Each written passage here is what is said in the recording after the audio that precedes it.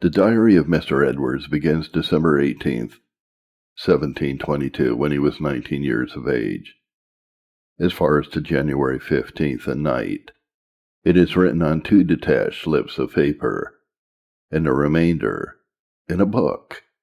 He mentions January 14th, his making the book, and annexing the loose papers to it, as it commences abruptly, and as near as possible to the top of that paper.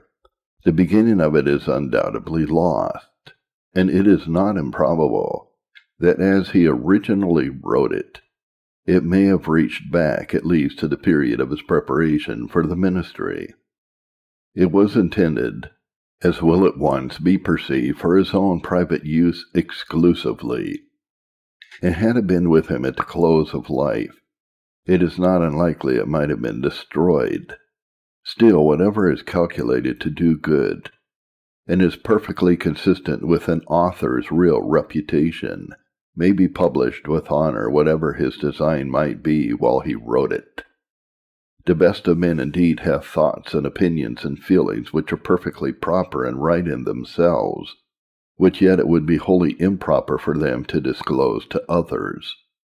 But a man of sound discretion will take care that nothing of this nature is placed within the reach of accident.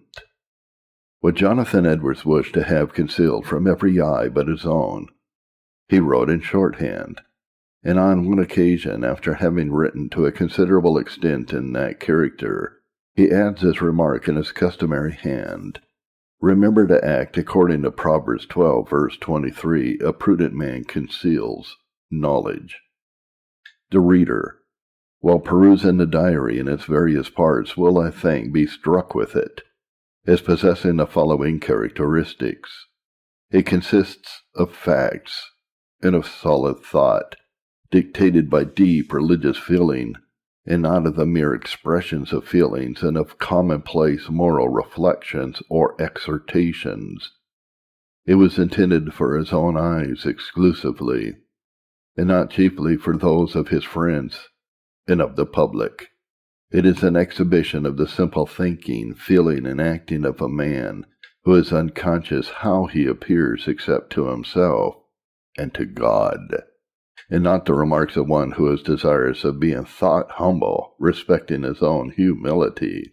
If we suppose a man of Christian simplicity and godly sincerity to bring all the secret motions of his own soul under the clear, strong light of heaven, and there to survey them with a piercing and an honest eye and a contrite heart, in order to humble himself and make himself better, it is just the account what such a man would write.